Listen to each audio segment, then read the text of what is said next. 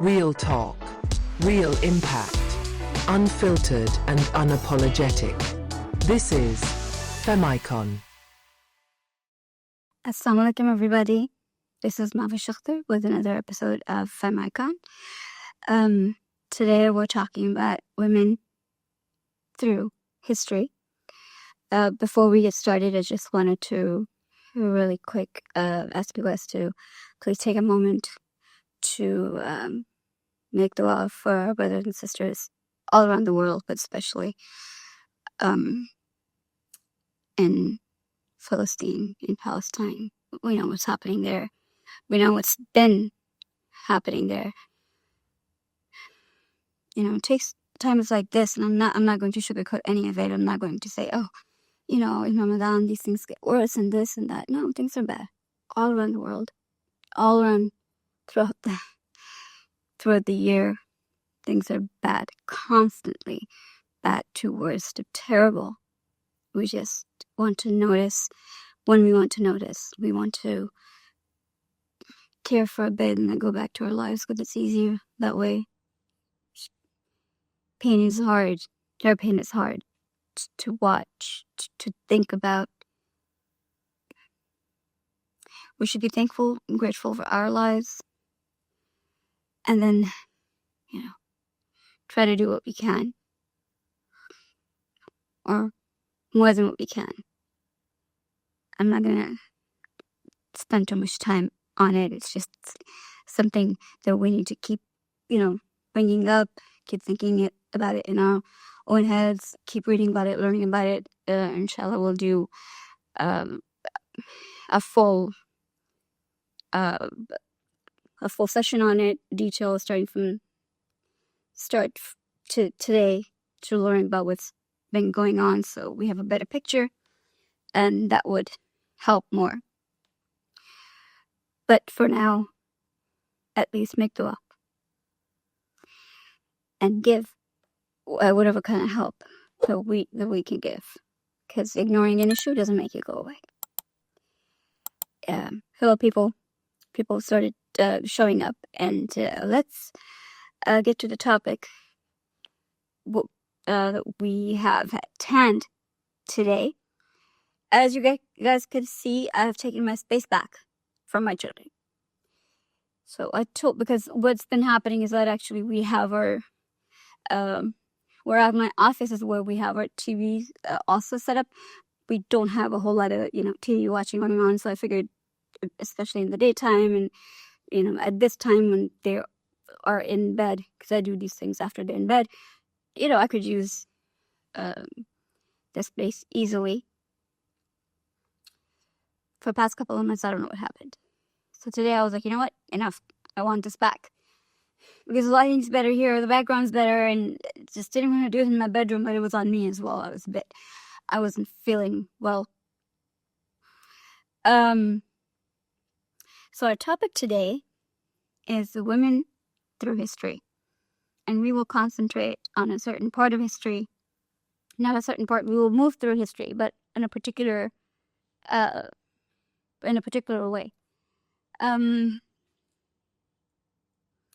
right.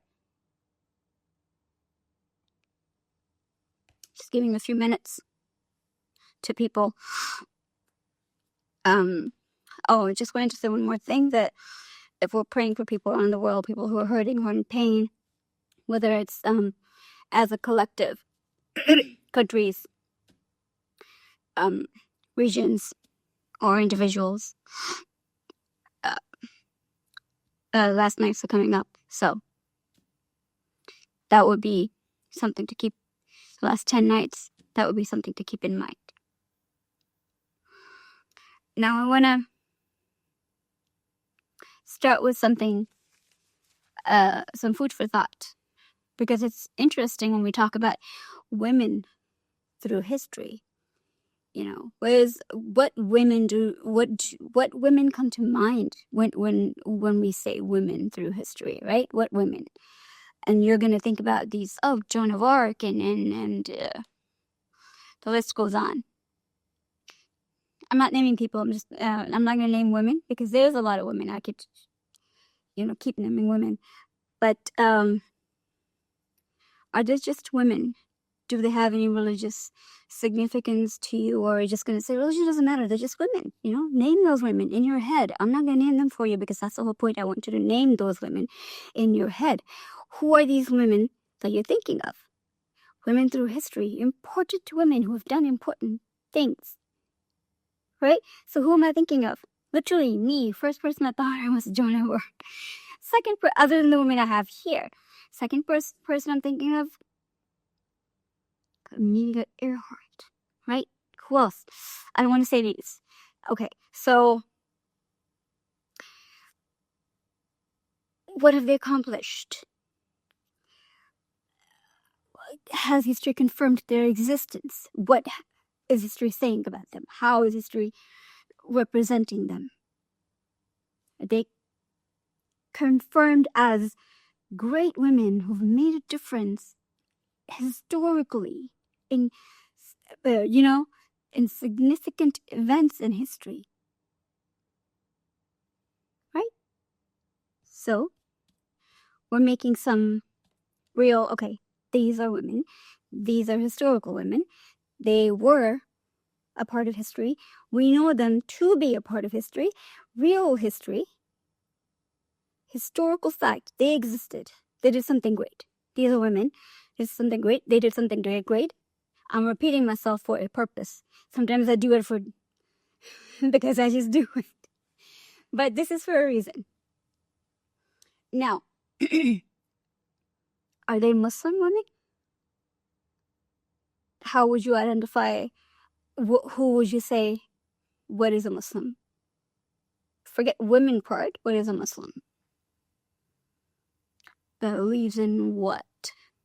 And so everybody just says that, well, Islam came with the last prophet, right? This is the last religion because the last prophet Muhammad, peace be upon him, introduced it to the world. We as Muslims say, no, it came with the Adam alayhi salam, the first man ever to be created. So then who is the first Muslim woman, in our opinion, then, as Muslims? That would be his wife, Hawwa, Eve. So let's just not think of her as a Muslim woman. Let's just think of her as a woman, right? So who's the first woman? Then that would be Eve, Hawwa. Take out the Muslim part. I hope I'm not confusing you. I hope you guys are with me so far. So women through history, whether Muslim or not, one of the greatest women to ever live would be Eve. She was the first woman. We know about Adam. We talk about him. We talk about how great he was, what he accomplished. Do we know what he accomplished? We'll leave it alone for a minute. It's going to come up as we talk about Eve. But we're concentrating on women. So let's start with the most interesting woman, the first woman who didn't know how to be anything but herself. She wasn't being told, this is your gender, this is your role, be this, be this, be this. She was being told, you've been born, you have the heaviest burden of all. You're going to be a new creature. This is your partner. You two are going to do amazing things nobody's ever done before. Go on. We believe in her existence, right? Because we have to believe in her existence. Otherwise, we don't believe that we exist. So we got to believe in her, right? No matter what religion, what race, faith, whatever we come from. So here we are. Now,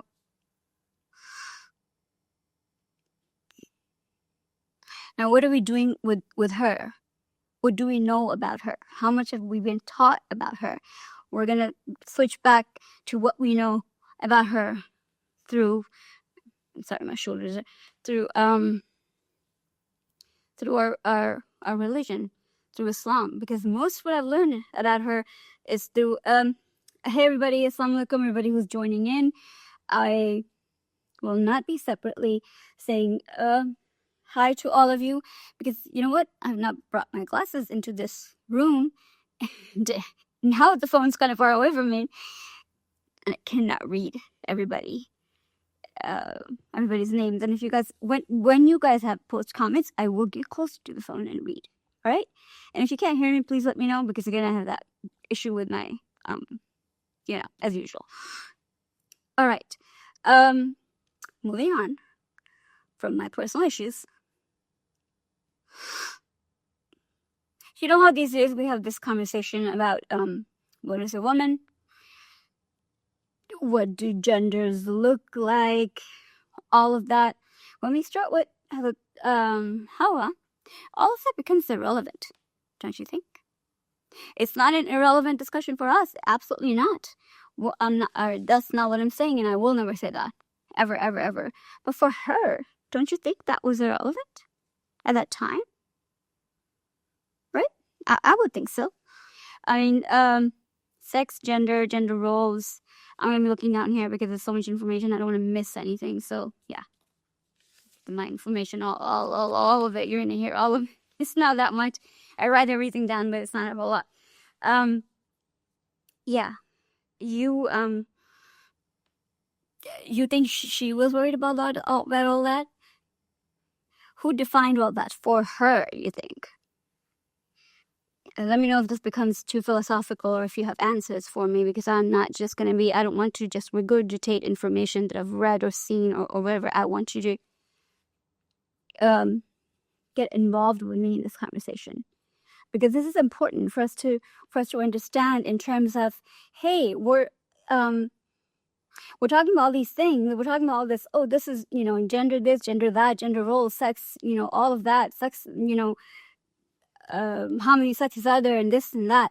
So let's start with the very basic of what we understand. Let's go back to history. Start with this first person we know to exist.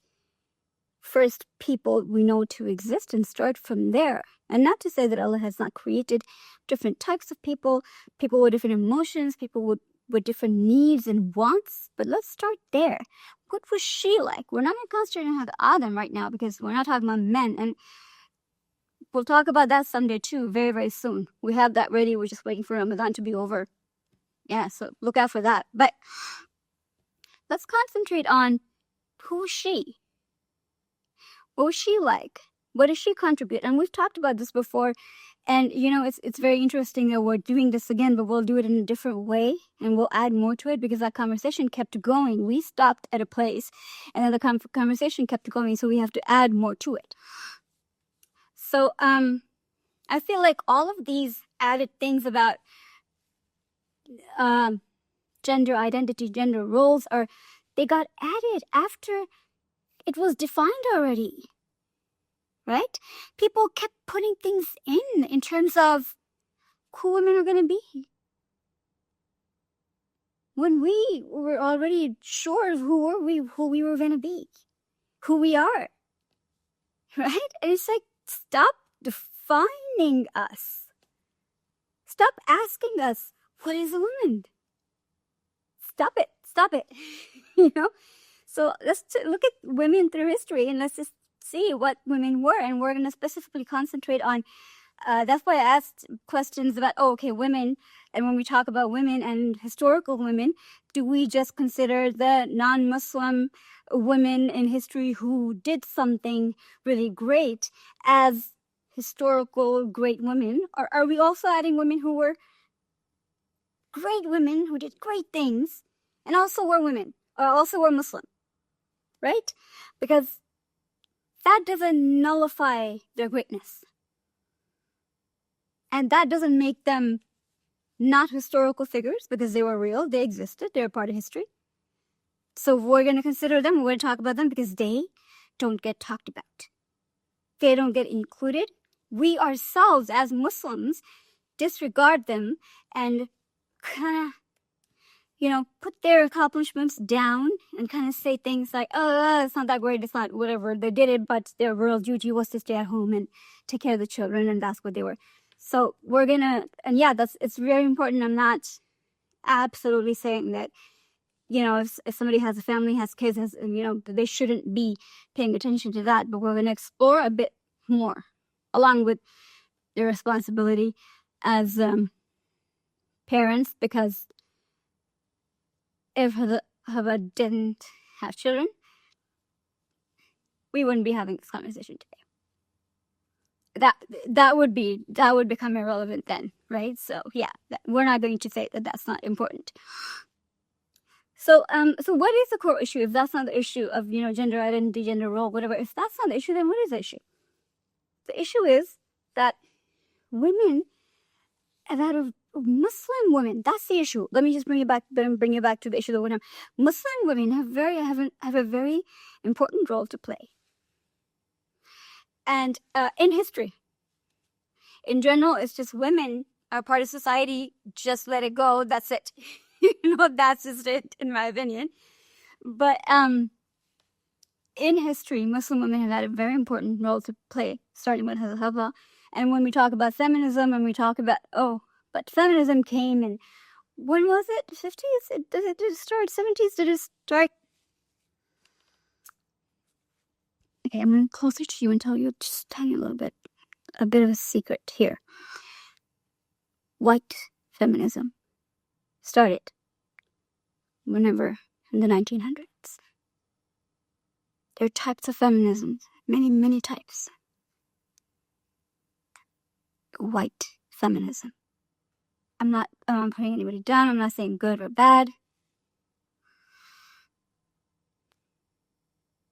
Whatever is defined as feminism, which means to just be yourself, be honest with yourself, and decide how you choose to live your life.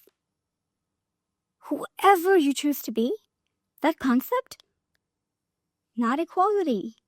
Not, I want to be like this person or that person. If you know what genitals they have, I want to choose that. No. Be who you are. The way you want to be. That concept started with Adam and Hawwa. Adam and Eve. So that's where it started. Whatever name you want to give it. That's where you started. And I'm going to quote the Quran because, of course, that's what I'm going to do, right? So, of course, she was extremely respected and regarded. Human race would not continue without her. And this is not a dig at Hazrat Adam. Human race would not continue without him either. Angels were asked to bow down in front of him, of course. So that's not a dig on him at all. But she was an amazing... it's Ramadan, I shouldn't be using words that are coming to me about how great she was. But Adam needed her. Not just in terms of like he needed a partner to make babies. No, he needed her for emotional and physical support.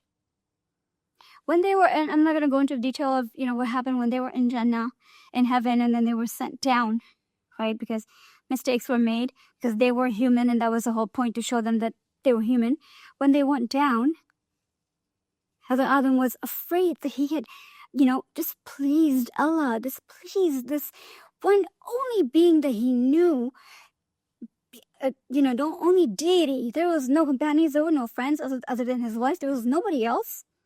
He was struggling. He wanted to find ways to make him happy and to make everything right.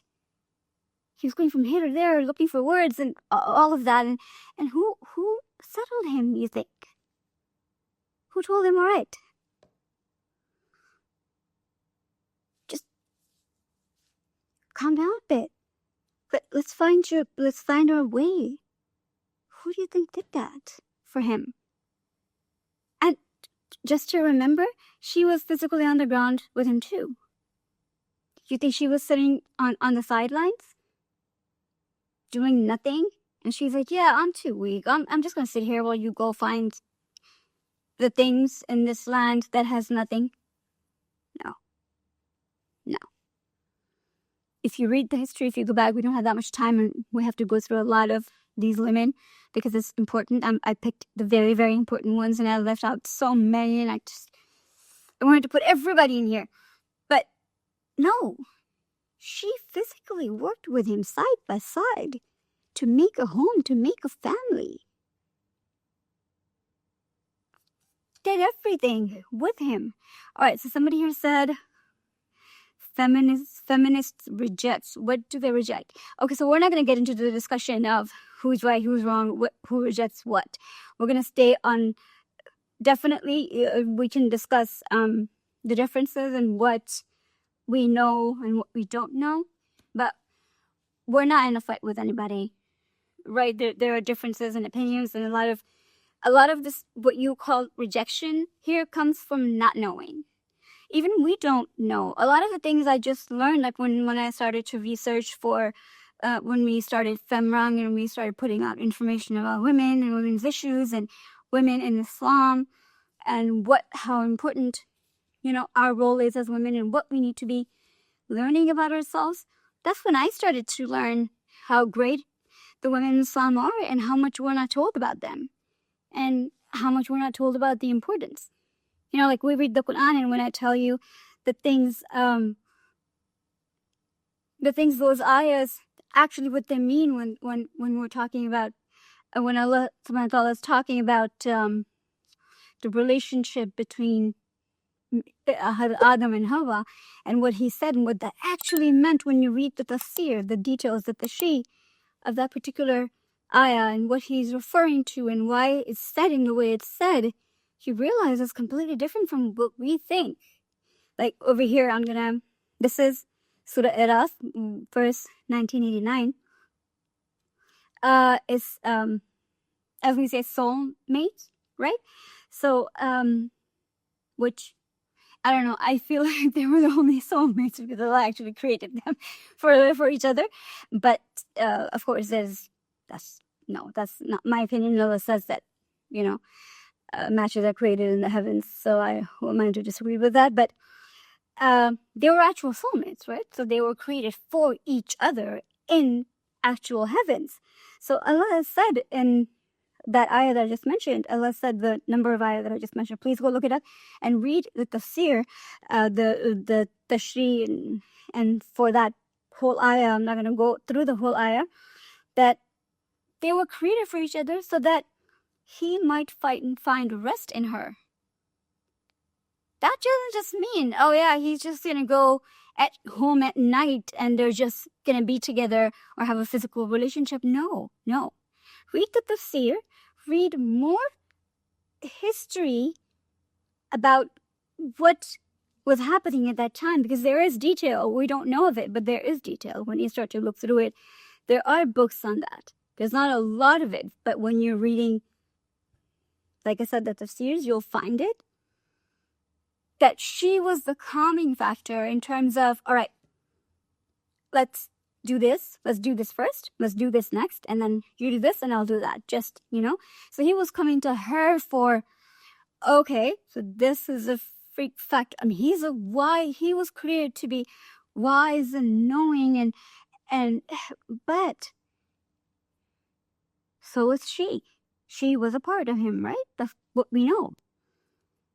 So when he couldn't, that man who was so intelligent, who had all the knowledge, when he couldn't figure things out, when he found himself not understanding the world, he went to her.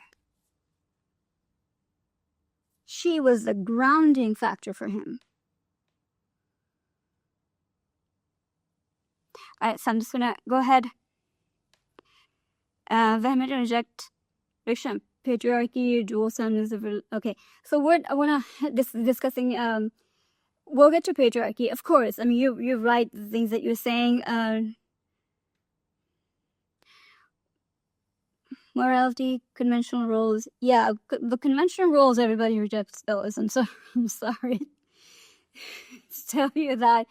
I would say that even our religion does reject conventional roles, although I don't know what you mean by conventional.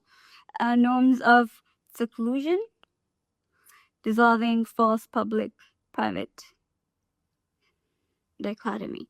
All right, well,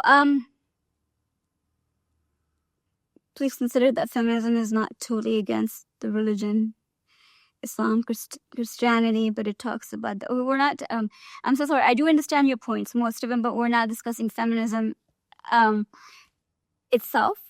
just was trying to, the point that I was trying to make here, and we could talk about feminism at some point in detail and in comparison to religion, but because there are so many types of feminism, it's not you can't just lump it in one category, right? I'm sure you know that because you seem like a very learned and intelligent person. That it's not just feminism and that's it, right? There are so many different types and so many. It's intersectional. There's white feminism, then there's brown feminism where we are, and then there's like African American feminism in the U.S. and there's literally just types and Muslims can be feminists, but then there's this white feminism that doesn't understand what Muslim feminism looks like because of all these reasons. But then when you explain to them that feminism is not it's not solid, it's a concept, it's an ideology that you can slip in and out of and make your own, then it's like, no, you can't be a feminist like that. So there's a lot of discussion that we can go into, but we're sticking with women who are, and I just said feminism in the sense of women, who women are, because that's a discussion that it comes from, and you just support, and women who consider themselves feminist and say that everything else, anybody else who believes, and they believe in a certain type of feminism, and they don't think that they are, branches, so to speak, for lack of a better word, or could be, they dismiss the idea that we started from one person, one woman. And so what was she? I don't know if it would be a philosophical, ideological question for them, or it would just be a realistic question in terms of we started from that. So what does she begin? And then what do we call her? And she wasn't a white woman, and what she raised wasn't white people. And most of these women who are saying there's only one way of being a woman have they considered that question? That's all I'm saying, and it's not a good or bad way of because they're starting from a point in their lives here, but life and women started way back up here. So, and that's where we're starting, and we're trying to explain those women and how they lived, and their lives were completely different, right? So we're trying to explain that you can be a very, very strong woman and not even know about feminism, and be a very strong woman and not even relate to feminism, and not say, I don't know what that is. I don't want to relate to that word. I have no idea what that means. But have your own way, live your own way, and say no to what you don't like. And say, okay, I believe in this. I'll do this because I want to. Because I like it. Because I approve of it. Not because somebody's oppressing me. So that is what I'm talking about. Yeah, sorry. I digress. You're right. I should get back to topic. So, yeah. So, right. So even history says that even when Hazrat Adam alayhi salam was confused about what to do and what words to use to apologize to Allah subhanahu wa ta'ala, the dua that came down. Even at that point, it was not, he didn't know how to apologize, because you are in this big, huge world, right? You're the only person. Your wife is the second person. What do?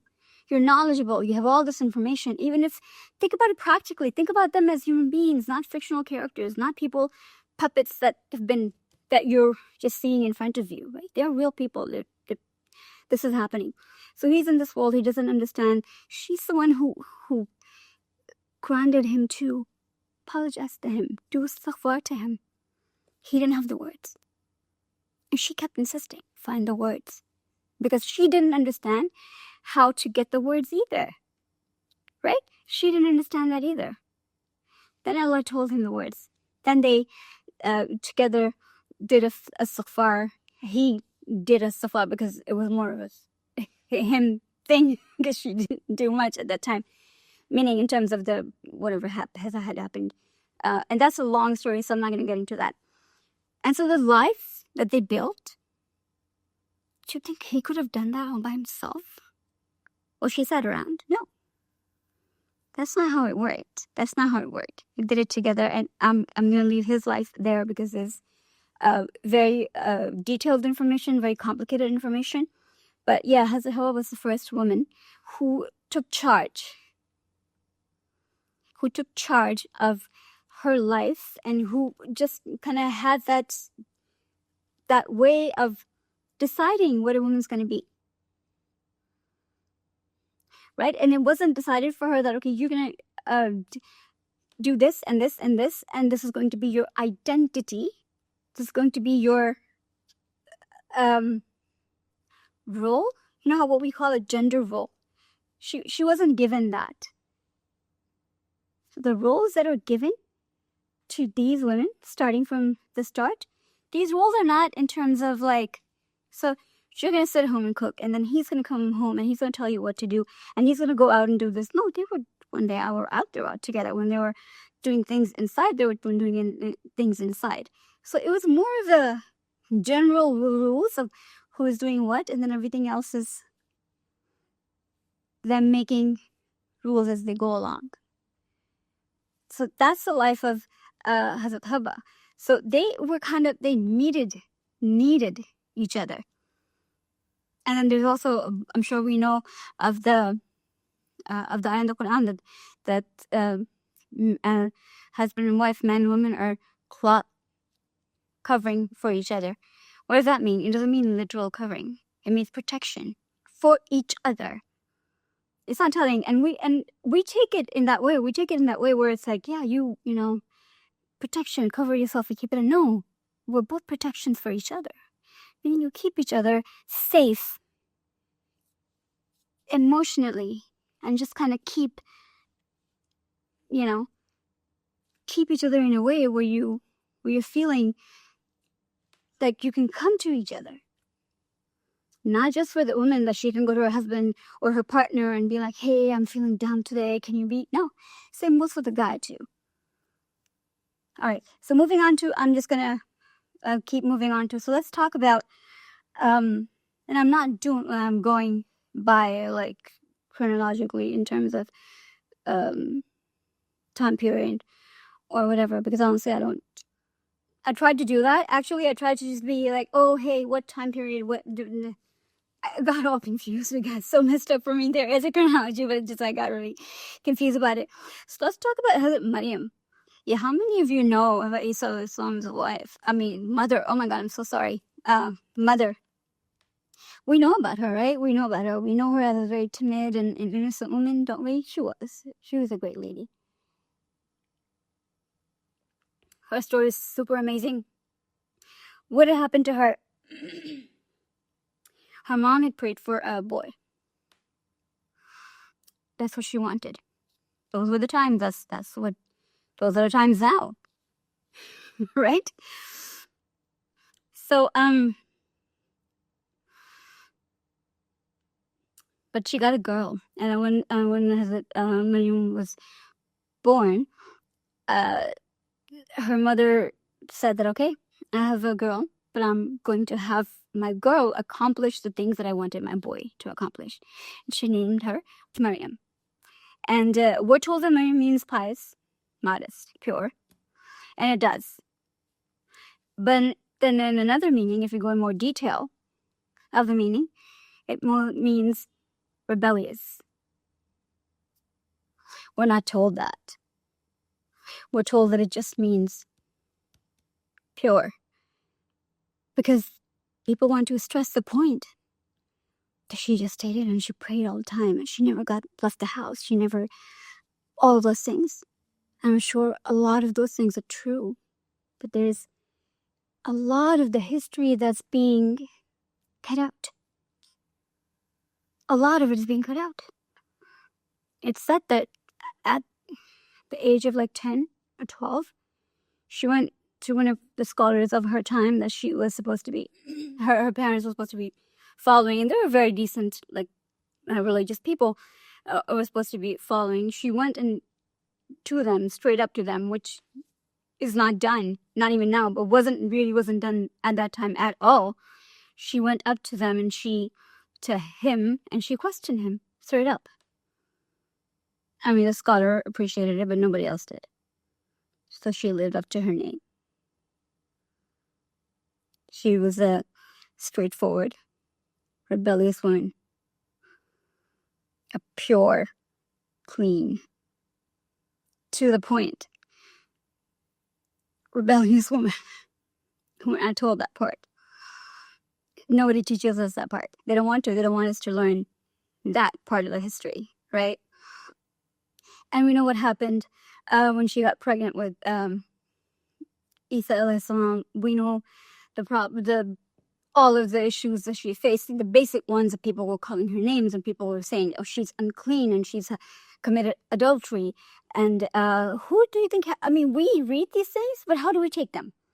We take them as somewhere in the void it happened. Like it happened to some random, like we're watching them. Look, we hear these things about a movie. Oh yeah, we're talking about a TV show. Like, oh, then this happened, and then this happened. It happened to a real young woman. She was alone. She was cast out. She had the baby by herself. That takes strength. Incredible strength. The burden, the difficulty, can you imagine? And then we say the women of Islam were dependent on men. They didn't go anywhere. They didn't do anything. They didn't handle stuff on their own. I mean, come on. Come on. She made her own decisions, right? She could have hidden away somewhere in the corner. Her parents, I'm sure, didn't want her to leave. Think about that for a minute. She left. Did she not?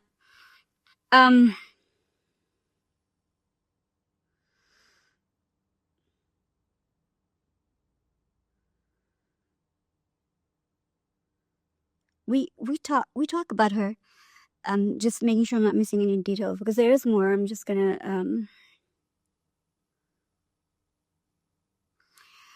so we just talked about her like she was a vessel to have him come out, and that was it. And then do we talk about her more? Do we discuss what happened to her after that? What kind of life she led, and what happened from the day he was born to the day he became a prophet? What happened? Was he born in a bubble? Like, did he live in a bubble? Did she disappear from his life? Who raised him to be who he became to be? The great and amazing, wonderful man who became a prophet. Who raised him to be that? Just think for a minute. I'm not going to give you the answer to that, because we're all smart enough to know who raised him. I would like for you guys to please, I mean, I know you've read it, we've all read it, I've read it. I went back a couple of years ago and I read it again, and I was like, where have I been? Like, where have I been? Right? So who raised him to be the man that he was? We don't talk about that. It was her, right? She raised him, she taught him what he knew, she made him what he was. Does she get the credit? Does she get the credit for it? Like she should? It's like, oh, he was born, she was amazing, she did all this, she made all the sacrifice, and then Isa alayhi salam became a prophet. What happened in all those years, you guys? What happened? Who made him who he was? All the sacrifices, all the hard work, everything. Who did that? What's happening? So yeah, I mean, these are just these are things that we don't practically, and she's a part of history. She's not just a part of our religion. She's a part of many other religions. Basically all Abrahamic religions. She's mentioned in all scriptures, but she's really been erased as a strong parent figure from all of them, including ours. Ask anybody. So as a parent, what does she do? As a parent, how did she take care of him? What were her values? What did she teach him? What did she talk about with him? What did she, they won't know and they won't tell you. And they'll just be like, that's not important. He was to be a messenger, and they were all of that. They're not going to talk about what she was taught to be a certain way so she could impart knowledge to him, and she did the work. She did the work. And in the same way, we don't give credit to, Hazrat Haja, we're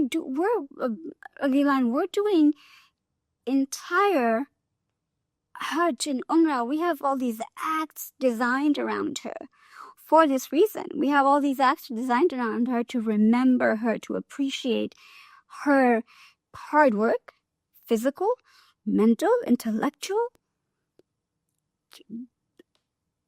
Okay.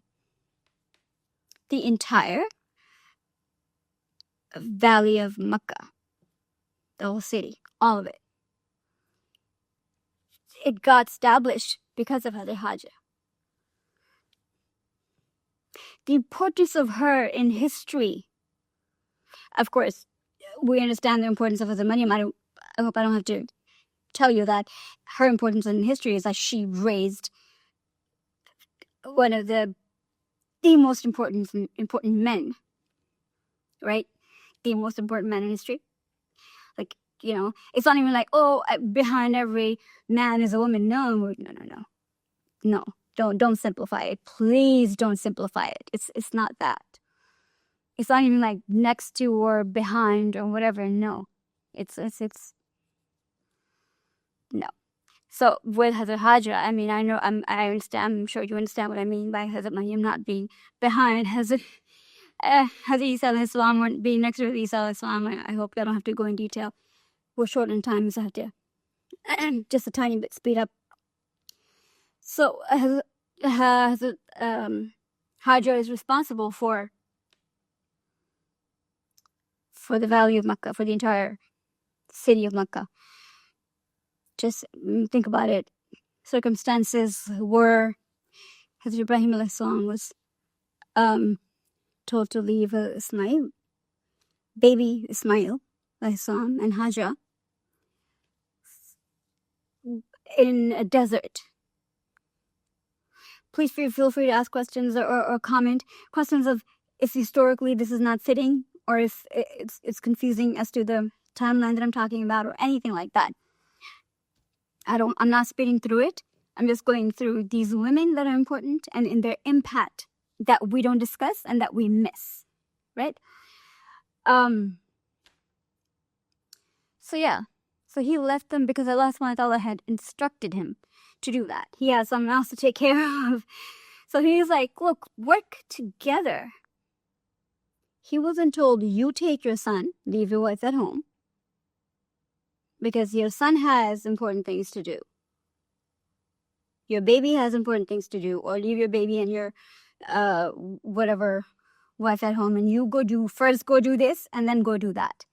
No, you're going to make a difference. You're going to change the world or change the face of this particular area or whatever it is that you have to do together. Right? That's what Allah wants from us. For both genders or sexes or whatever, or, and I'm going to give you a disclaimer after this little thing when I keep saying gender and both men and women. Just a little disclaimer. So he said, Allah subhanahu wa ta'ala said, leave Haja and your child here, and you go whatever he needed to do, go. And we give credit to have Ismail, a baby. For, of course, credit is go to Allah subhanahu wa ta'ala and to him. Allah had blessed him with that ability that he kept digging his feet, kept digging, and Abu Zamzam came out. But Hazrat Haja, her strength, her willingness to not question Allah's will, because she wasn't afraid that her husband was going to beat her. No, she didn't want to say no to Allah's will. He said, Allah, has commanded me to leave you and Ismail here. And she said, okay. She said, I can handle it. Go do what you need to do. I got this. So that's why we have that. She was a strong woman. I know most of you have been to either Umrah or Hajj of some sort, and if you haven't, if you have, you know how tough that is. Even though they've shortened those mountains, when they were, those were tough. But she went back and forth because she was worried about her kid, but she knew that she had to be there. There was a purpose for her. Mecca is a tough place to be, just to be. I didn't tell her, you're a woman, you're weak, God, you know, don't take your wife. She's a weak person. Her job is to stay home and to wait for you and have food on the table for you. Now you're going to work together and establish a whole, this whole thing, make a house for me. And her role is, she did it. Ambazanzam came out. Nobody was staying there. People weren't, making homes there because there was no water there. So when the caravans, when they saw the gush of water, they started stopping.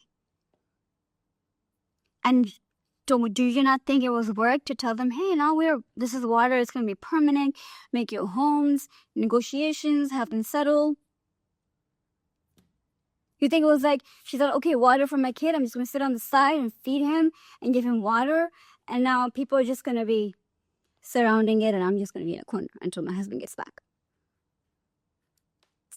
You think that was what she did? You think that would have been practical? She was a woman along with a baby. You think there weren't robbers and murderers and rapists and all sorts of people there?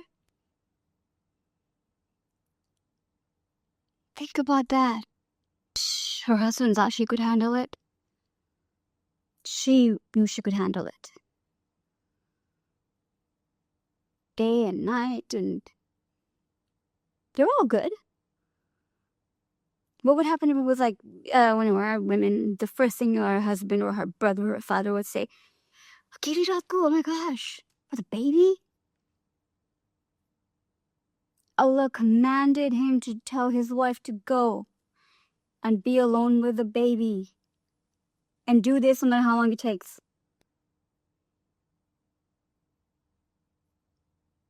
We don't look at it that way. She was a strong woman. She handled it. She did it. She established the whole city. It's a huge historical event. History changed because of this. We know that. History changed. And I spend more time on her because, and as Maryam also, because these two, and there's so much more, but these two are, historically significant events. And and the problem is that we don't talk about them this way. We don't understand them this way. The way we keep women, the way we talk about them, they're supposed to be, and if that's a choice that a woman's making, if she doesn't like to go out, she doesn't like to do things, that's fine. It's not, again, it's not about you have to and you should and you will. It's not about that. It's just about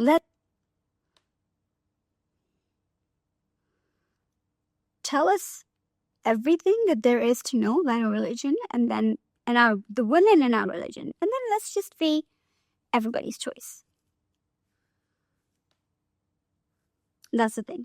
And the other interesting thing is that when they talk about certain women in our religion, in Islam, and when they go on to explain certain things that they did or happened, they somehow talk about it like, oh, those women were deviant. And it's like, those women that you just talk about, they don't say the word deviant, of course, but they'll just be like, they were wrong, and it's like, those women are better than all of these men combined. All the men on the planet combined. That one woman that you just are talking down about because she disagreed with the Prophet ﷺ or anything else, because he got over it. He was okay with it. So yeah, let's the crime thing, the talk of crime and all that brings me to is Aisha, but I will first talk about Khadija. As we all know, she was when she married the Prophet Sallallahu, she owned her own business. She was older than him. The Prophet Sallallahu was working for her. He had started working for her at that time. He was much younger. This was before he had become the Prophet. And this story is actually extremely adorable to me. I find it just incredibly endearing. Don't worry, all the most information on this page we've already talked about, so we don't have to repeat any of this. The great thing about her is that she was always independent, and then when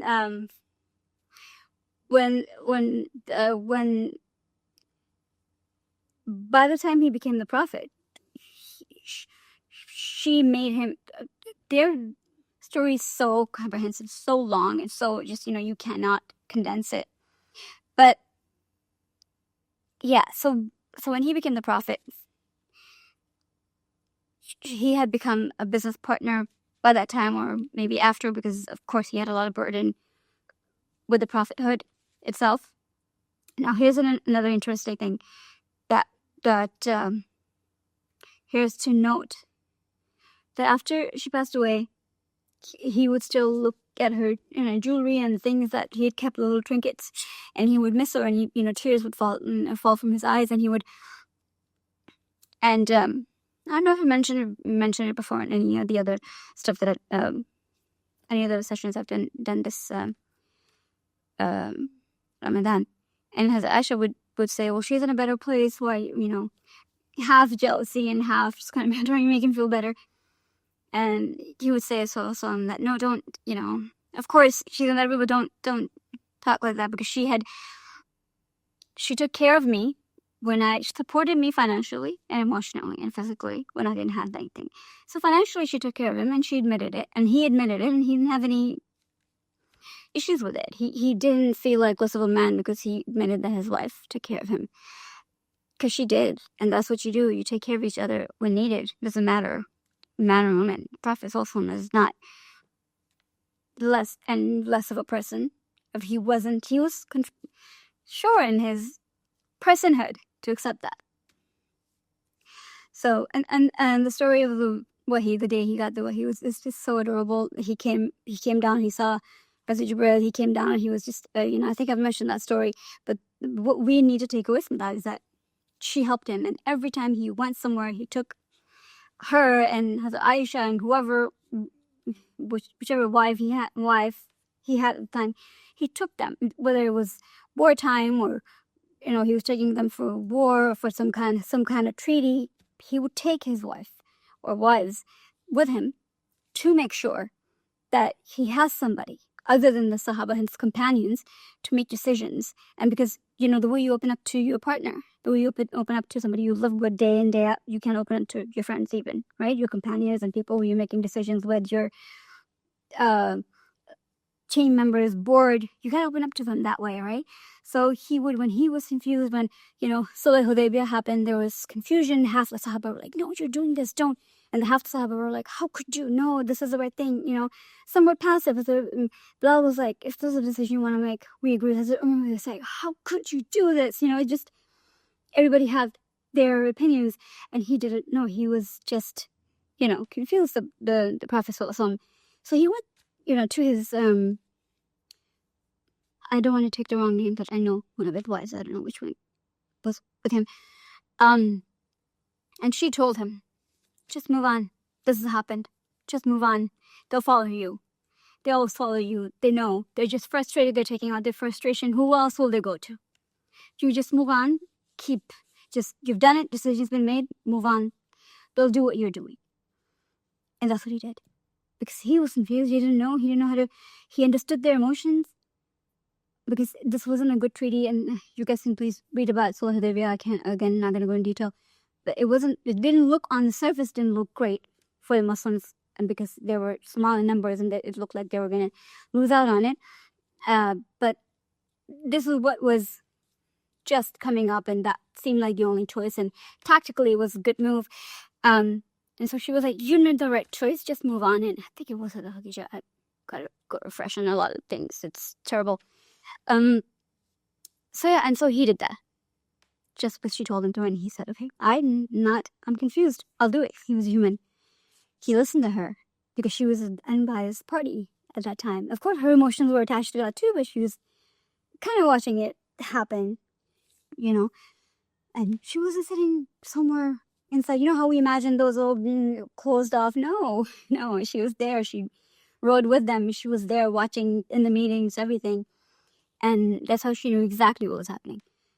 So he considered them important. He asked them for their opinion. And Hazrat Aisha was a strong woman. Same with her. I gotta go on about her. She was such a strong personality. And I'm not going to, because I'll never stop if I start talking about her. Again, we know how they met. We know how these things happened. And I just want to go back just a little bit. I know we've talked about Hazrat Fatima, has Prophet Sallallahu aunt who raised him.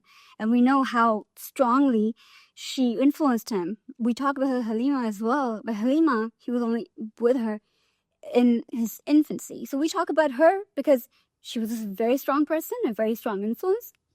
But we skip out on Hazrat Fatima, his aunt, who raised him, who was practically a mother, like from start to finish, right? Why? Why are we not taught about her? Why? Because that would mean that he had a very strong female influence.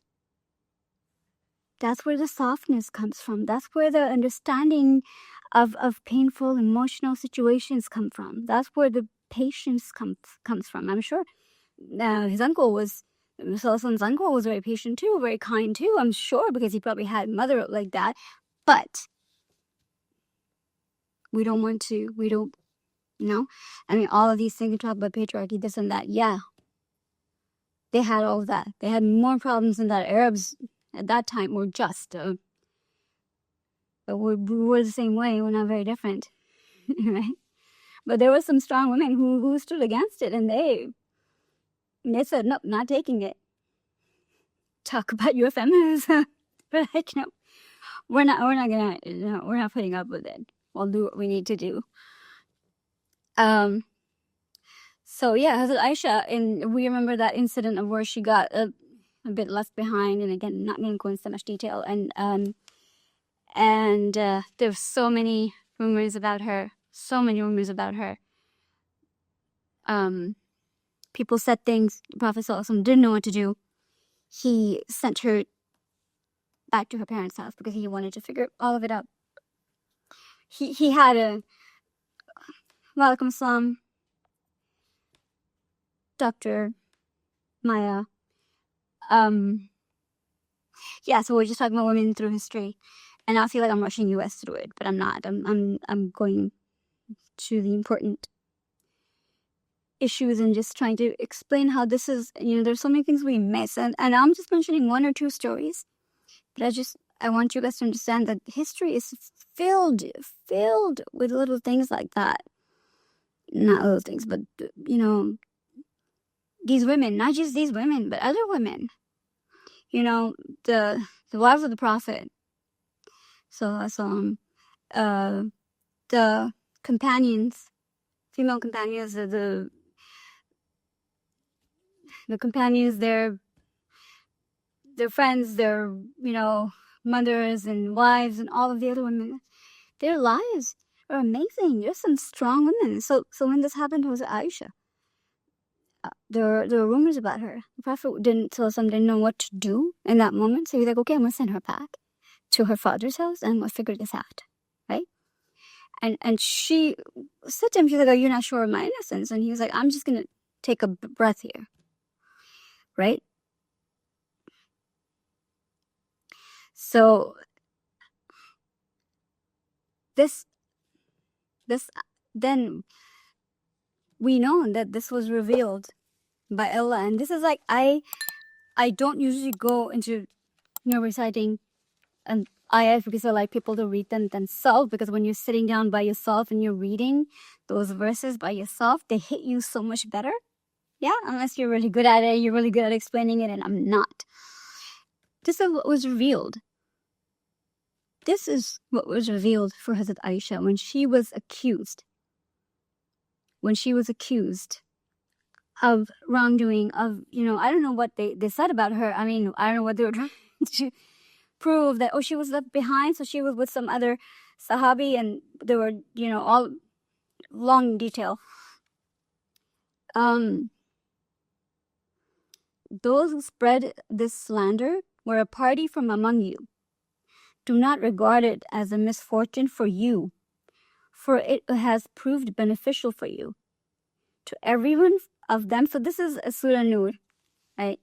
And I'm sorry, before I go ahead, I just want to mention Surah Nur, trying to verse 11, it will be.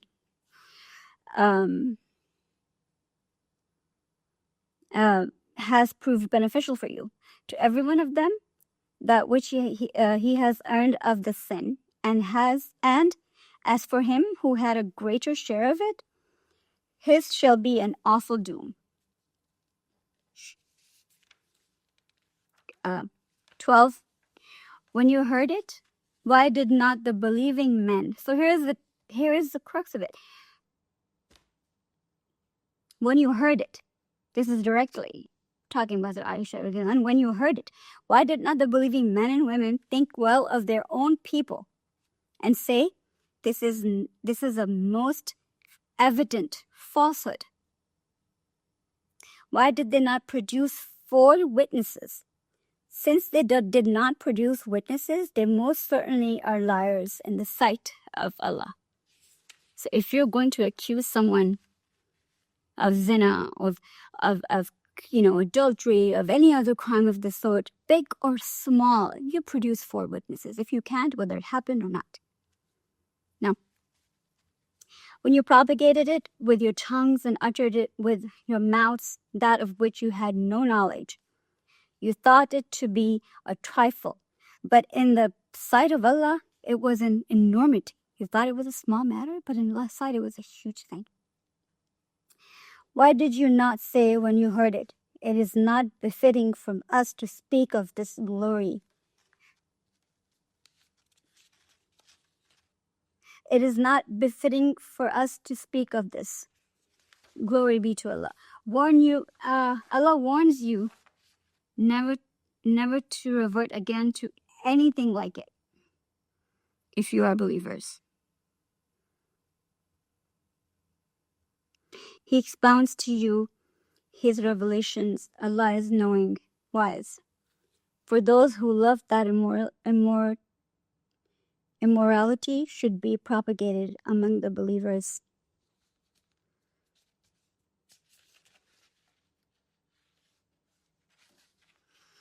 He it is who created, I left that out because it was long and it wasn't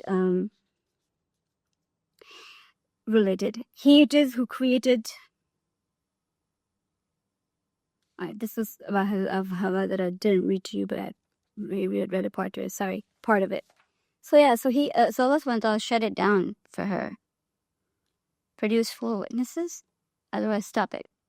And the rest of you who know her, who know what kind of person she is, why don't you speak up for her?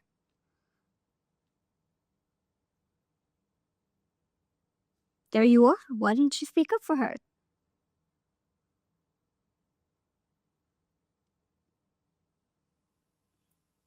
So when the Prophet ﷺ went to get her back, and Abu Bakr said, Allah has,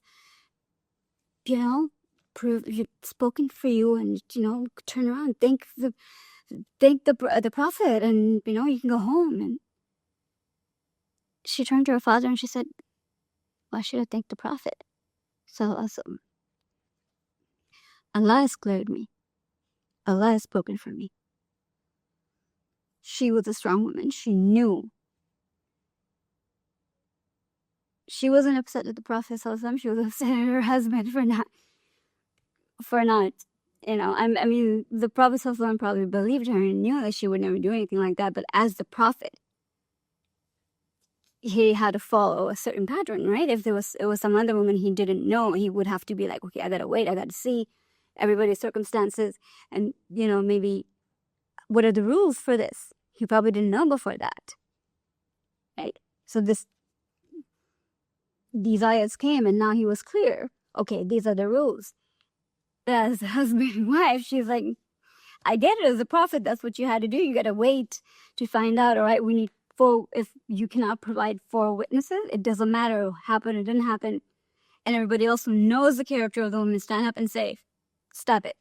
She's not that type of person. Even if she is, and if I know that she's a flirt and goes around or whatever, you don't have witnesses, leave it alone. Shut your mouth. You don't have a right to say anything about her. So as a judge, as a qazi, as a statement, I get it. That's my husband? Yeah, it's going to take me a minute. So, let's just be a little bit more open about our history, about our people, about who we are, and let's talk about these things. And when we talk about Hazrat Aisha, we don't may Allah be pleased with her, we don't talk about how strong she was and how she conducted her business and how she got an education. However, they got education there. They didn't have universities, but she got education. She was a scholar. Companions, Muslims from anywhere that they were, came to learn from her. Most hadiths are quoted by her. She was considered what would you call a medical expert of that time? I don't know, but she was considered that. So and there was no like, oh, I'm not going to talk to men. I'm not going to treat men. I'm not going to tell men what. No. She did her hijab however she pleased, and then she did her work however she pleased. In the Prophet ﷺ's life and after him. Hazrat Hafsa was, and last time I did this, my niece, her name is Hafsa, she was in here and she was like, you better talk about Hazrat Hafsa. And the thing is, we had so many people to talk about. We were talking about other people as well, other, women as well. And I skipped her and I was like, oh my God, I'm so sorry. I skipped her. This time I'm going to mention her. She's amazing. I just absolutely am, all of them are amazing, but some of them have this quality where it's like, their strength is different, like some of them are just, everybody has their own quality. Some of them have the strength, like Hawwa was a strong woman, but she was like a kind of like a gentle soul, where she was a real soft companion. If you read the details, she was a real soft companion too. And thank you everybody who's been telling me that I did a good job here and you appreciate it. I really appreciate you guys. I was just kind of so involved in this, and this topic is close to my heart because we admire and appreciate women from everywhere, whether it's history or right now. But we don't appreciate and admire women from our history, from the history of Islam. And it's not because we don't want to. It's because we don't know them. Because we don't get taught about them. Right? When it comes to Hazrat Aisha, we know about her. We may love her in a certain way, but then we're just like, oh, we're stuck on that one part where it's like, oh, she disagreed with Hazrat Ali, and she did this, and she was like, she did. She's human, right? They made up after that. They moved on from it. Why aren't we moving on from it? But she did that. But the Prophet ﷺ also loved her. When she stood up to him and she said things to him, stood up, not like rude and badtameez and whatever. As her husband, she asked him questions and she said, Ya Rasulullah, why? But Rasulullah, why? And okay, but this and this. He appreciated it. He answered her. He did things that she wanted because that's how she wanted it, even if he didn't Not in terms of change the religion or change the way, but no, his own personality, his things that, little things here and there, because he loved her. So talk about those things in his life right after. Pick on the one thing that he didn't like, because we don't want to talk about her strengths. Her being a woman who did, things outside the house, God forbid, with her husband and the Prophet's permission. It was a very small little thing I was reading. It was a completely different thing that I was reading about. I was reading about some Sahaba, and actually I had a companion, and actually I was talking to my kids about that. Not her, but something else, but it was narrated by her.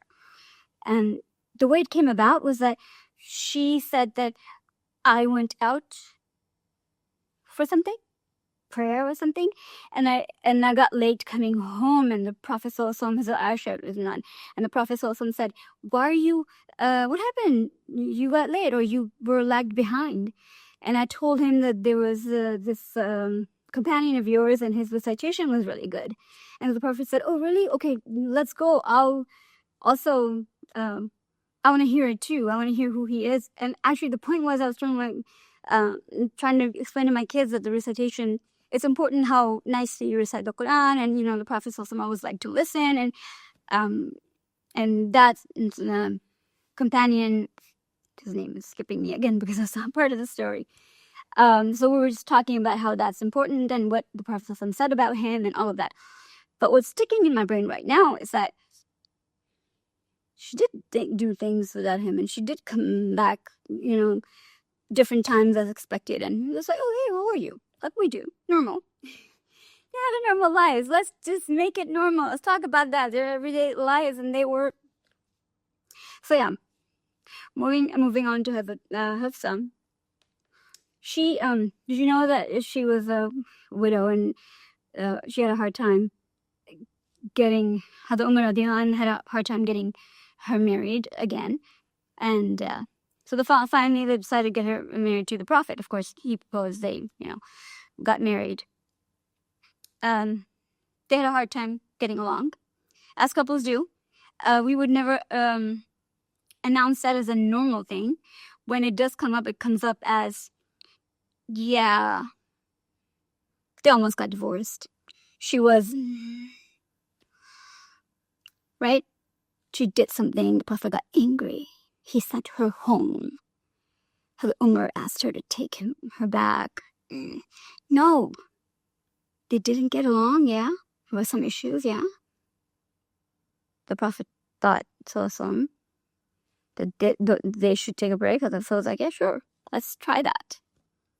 Mutual decision. Read proper history. Mutual decision. Hazrat Umar came back and said, hey, reconcile. Because he, as any parent would, he did the normal, even though he was good Muslim practicing, but way better than anyone can imagine. But as a parent, he was like, she cannot divorce the Prophet. Right? But the Prophet very graciously said, look, we're just going to have this period. Let's just, sit on it. And then you know what happened? Do you know what convinced the Prophet ﷺ to talk to her and reconcile? Is that Hazrat Jibreel came to the Prophet. And Jibreel does not do anything without Allah's permission. We know that. He came to the Prophet and he said, look up the exact dates. I cannot do the Arabic because I'm going to mess it up, and I don't want to do that. I'm going to look at the exact words. He said, take her back because she prays and fasts. She prays and fasts a lot. Is the exact translation. And she is your wife in Jannah, in heaven.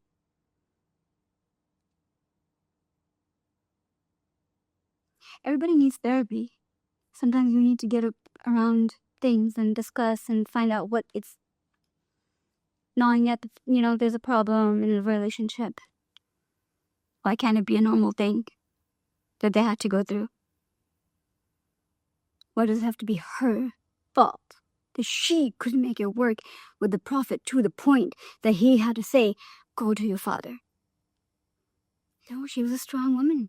She had her way of looking at things. Sometimes it was different from the Prophet ﷺ. He was a human being, perfect, no doubt. Because he also said, the best of you are those who are best of their families, and I am the best of you.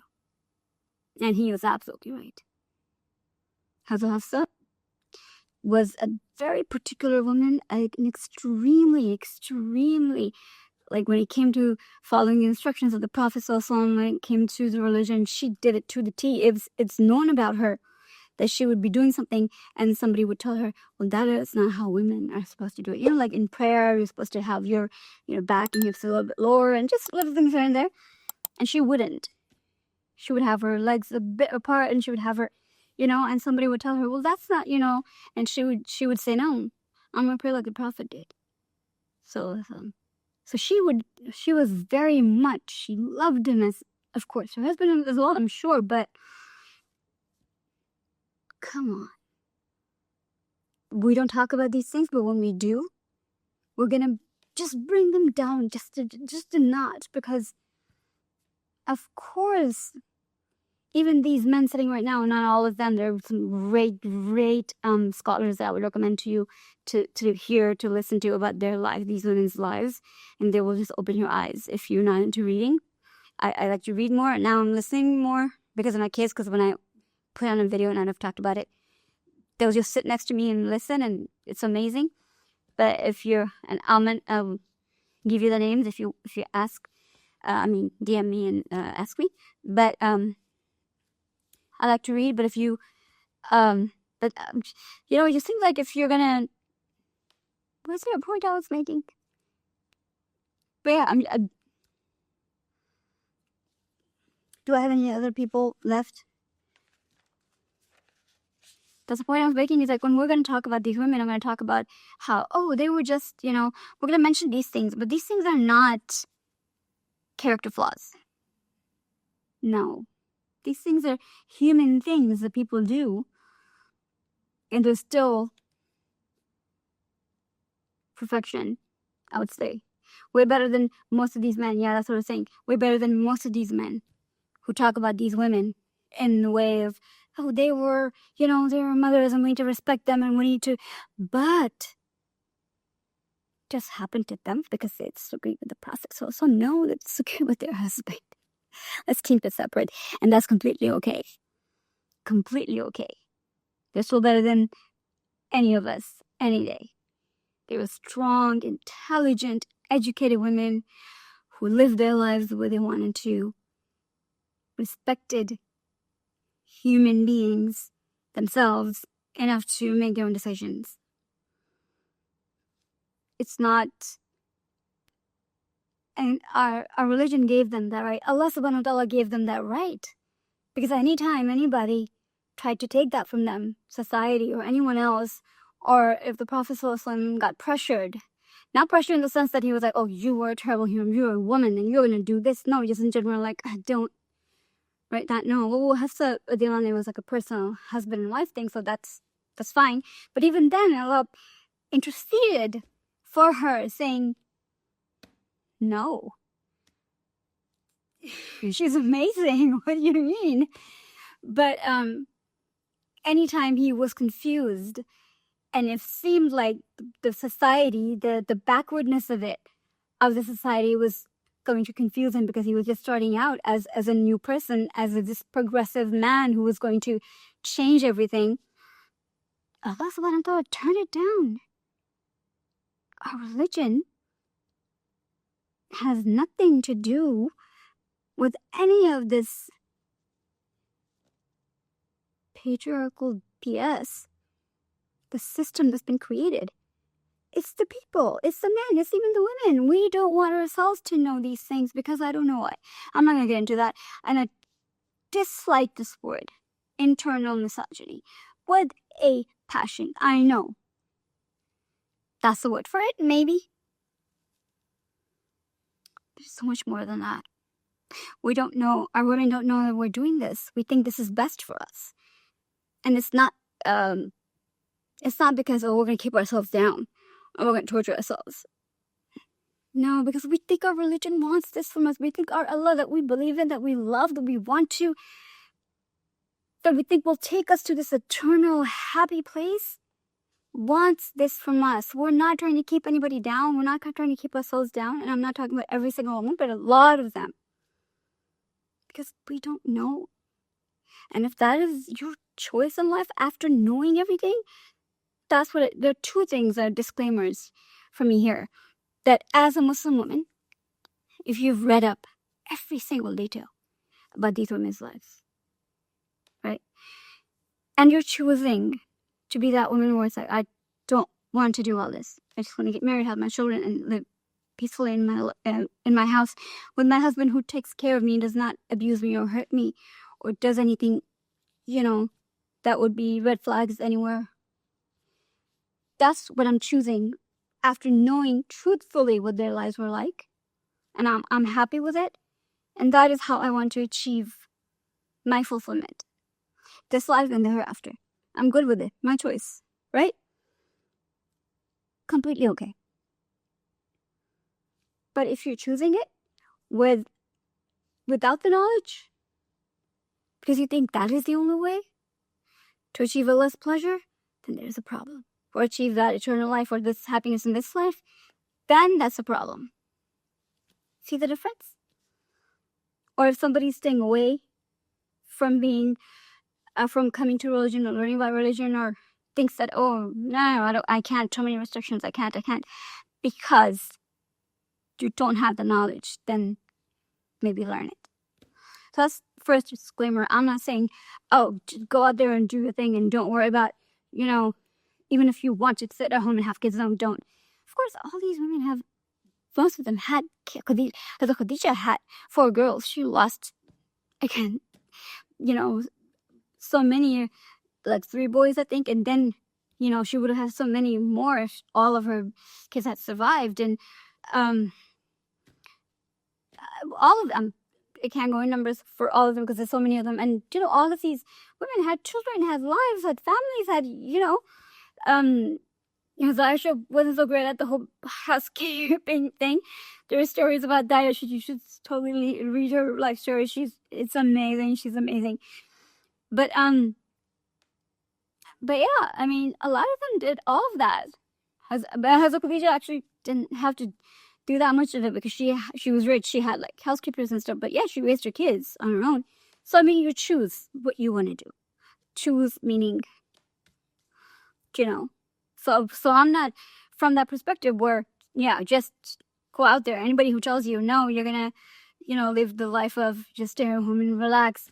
And if you can afford it, if that's the lifestyle you choose with the person that you choose with, it's going to be wrong. No, that's not what I'm saying. And if you want to be the person who looks at all these examples and says, yeah, I can choose to be that person who wants to go out and explore the world and also be that person who, have like kind of a middle ground kind of thing, that's okay too. Like I said in the beginning, do what you want to be. Do what you want to do, be who you want to be. That's what feminism is in Islam. In the religion to Allah, to that's what Hawwa did. So we can do that, right? It's okay. We can do that. That was the first disclaimer. The second one was we're talking about gender and gender fluid and all that. We're talking about Allah's created Hawwa and Adam and 2 genders. So I just want to make something very clear about today. And I'm sure it happened throughout the lives of the time period that Hawwa and Adam lived through. Trisex is real. Having male and female organs does happen. Any medical expert could tell you I'm not a medical expert, but that happens, right? That's a real thing. We're trying to protect them and protect them and give them their rights, and we will not infringe on anyone's right. Not just infringe, but we have to go out of our way to protect their rights and let them choose whether they want to live as female or male, and let them pursue whatever life they want to. Education, home, inheritance, work, professional life, all of it. Nobody can hurt them. Nobody has the right to. Nobody should be able to. We should stand side by side with them. But then there's men, and then gender roles are, that's a made up thing in a society. You decide who you want to be. That's all. I'm not going to go into detail of this. So that's another thing. You know? So that needs to be clear. We're not talking about gender roles. That's something, a completely different thing. Gender identity, however, is up for debate. I'm not going to get into that debate. Some of it, I strongly feel that very few people feel it. Very few people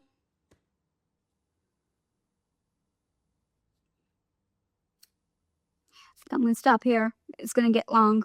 We should talk about this in a different video. But I'm not denying the actual tri-sex community. I am not denying them their rights. I'm not denying them who they are. And that's a real thing.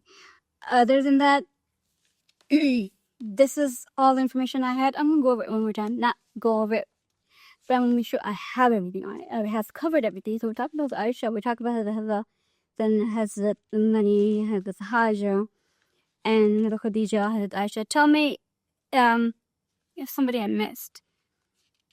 Hazrat Hassa, Hazrat... Is there anybody you guys want to talk about? Or should think it's gotten long enough? Let me just read this verse. It is Al-Arath, what we're talking about. It's, verse 89, He it is who created you from single soul, and from it made his spouse, that he might find rest in her. And when he covered her, she bore a light burden and walked about with it. But when it became heavy, they cried to Allah, their Lord, if you grant us a goodly child, we shall indeed be grateful. So again, what's being said here? It's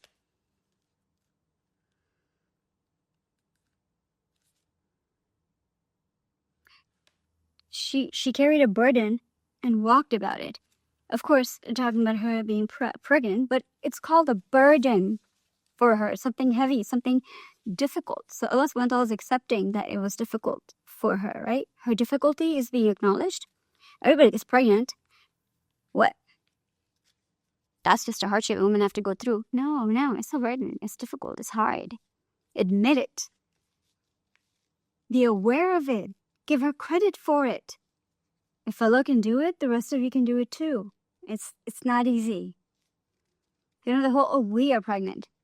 I'm pregnant. You're just here. Right?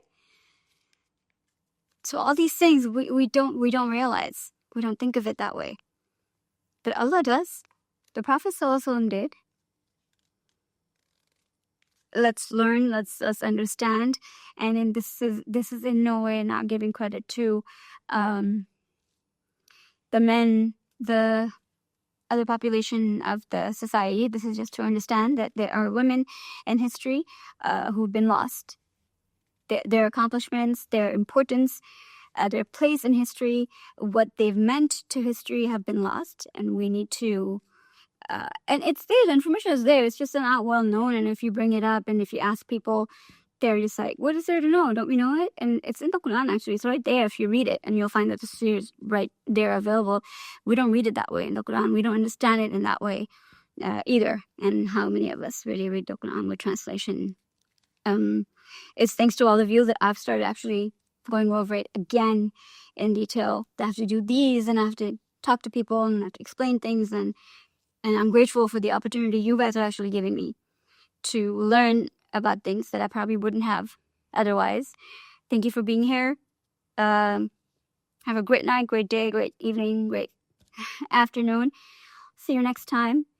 Let me know if you guys have a topic in mind, and DM us here or on my personal profession scribble, or if you guys have questions about where to get this information from, books, channels, links, I can provide you as much as I can, and whatever I don't have, I can get it from you, inshallah.